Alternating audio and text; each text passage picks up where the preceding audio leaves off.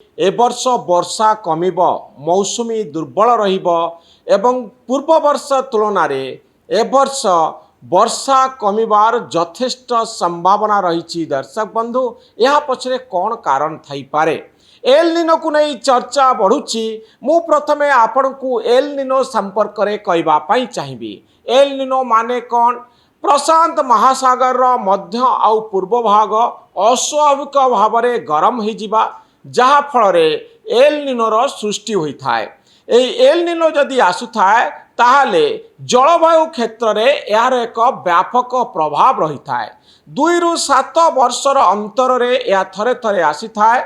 9 ରୁ 12 मास पर्यंत रही थाए एवं सारा विश्वर पाणीपागर चित्र आउ चरित्र को बदलैबा पाई एल निनो पाखरे क्षमता थाए। आईएमडी रो तथ्य अनुसार 2026 जो पूर्वानुमान आसी ए संपर्क में आईएमडी डीजी मृत्युंजय महापात्र कहते जे सारा भारत जून ରୁ सेप्टेम्बर मध्य जो वर्षा पाई थाए जो वर्षा होता है ताहा बिलो नॉर्मल रहिबो बा जो नॉर्मल वर्षा होता है जेतिकी वर्षा हबार कथा ताठरू वर्षा कम रहिबो। दीर्घकालीन हार में प्राय 90% वर्षा रहिबो एवं गत वर्ष तुलन में जदि आपण कंपेयर करती ताहले ए वर्षर वर्षा कम रहिबो। एल निनो विकसित हेबार यथेष्ट आशंका रही। आईएमडी अनुमान करुची जे उत्तर ओडिशा मयूरभंज केन्दुझर बालेश्वर इत्यादि जिल्ला रे साधारण ठारू कम वर्षा रहिबो। दक्षिण आउ केंद्रीय ओडिशा रे साधारण किमा सामान्य अधिक वर्षा ही पारे। एल निनो विषय रे आमे स्टेटमेंट ऑलरेडी दे सारी छु जे वर्ष मौसम समय एल निनो डेवलप होवार संभावना रही एवं यार प्रभाव होचे जे भारत वर्ष रे मौसम जनित वर्षा जून सेप्टेम्बर मध्य साधारणतः जति होता है ए वर्ष ताठू कम होबार पूर्वानुमान करा जायछि। ओडिशा कथा देखिले आमे जो पूर्वानुमान जारी करिछु 29 तारिख रे सेही पूर्वानुमान रही। कौन नुआ पूर्वानुमान आसी नाही जे उत्तर ओडिशा रे सामान्य रु कम वर्षा पूर्वानुमान करा जायछि। दक्षिण ओडिशा एवं केंद्रीय ओडिशा रे सामान्य कि सामान्य रु अधिक वर्षा होबार संभावना रही।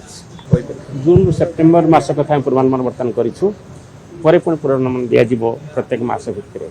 भारत उपरे कौन प्रभाव रहिबो? दर्शक बंधु कृषि क्षेत्र को जदि आमे आलोचना को नबा धान आखु कपा डाली यार उत्पादन सबू कमिब।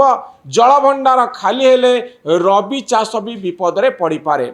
खाद्य सामग्रीर दर बढ़िब जाकू इकोनॉमिक्स भाषा रे अर्थनीतिर भाषा रे मुद्रास्फीति बोली कहा जाए। मुद्रास्फीतिर जो प्रभाव आसिबो एथिरे इन्फ्लेशन बढ़िबो बा मुद्रास्फीति बढ़िबो।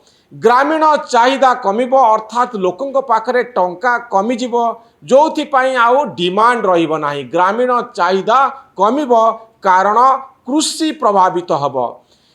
आउ अनुमान करा जाउछि जे भारत वर्षर मोट उत्पादन 0.51% कमी जिबार संभावना रही।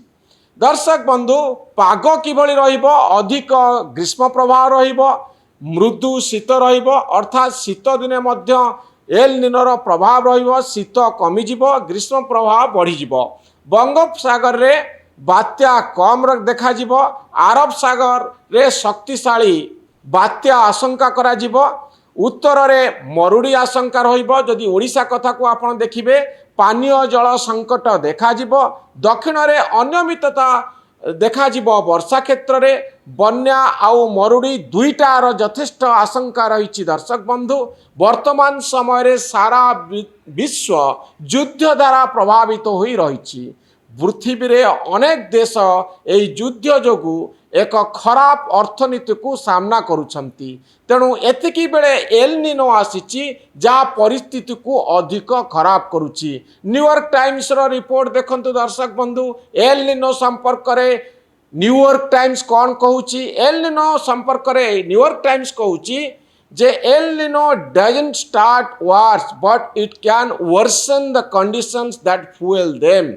दर्शक बंधु यूक्रेन रूस युद्ध एल निनो जोगु ग्लोबल खाद्य उत्पादन कमिले ଗହମ ସୂର୍ଯ୍ୟମୁଖୀ ତେଲର ଦର ବଢ଼ିବ ଦର୍ଶକ ବନ୍ଧୁ, କାରଣ ପାଣିପାଗ ଉପରେ କୃଷି ନିର୍ଭର କରିଥାଏ।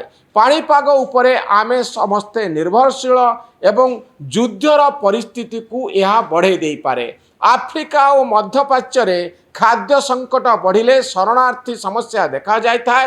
ଏହାଦ୍ୱାରା ଅସ୍ଥିରତା ଦେଖାଯାଇଥାଏ ଏବଂ ରାଜନୈତିକ ଅସ୍ଥିରତା ଦେଶ ଭିତରେ ସରକାରକୁ ବଦଳେଇ ଦେଇଥାଏ, ସରକାରରେ ଅସ୍ଥିରତା ତିଆରି କରିଥାଏ ଏବଂ ସାମାଜିକ ସ୍ତରରେ ଏହାର ଏକ ବଡ଼ ପ୍ରଭାବ ସୃଷ୍ଟି ହୋଇଥାଏ।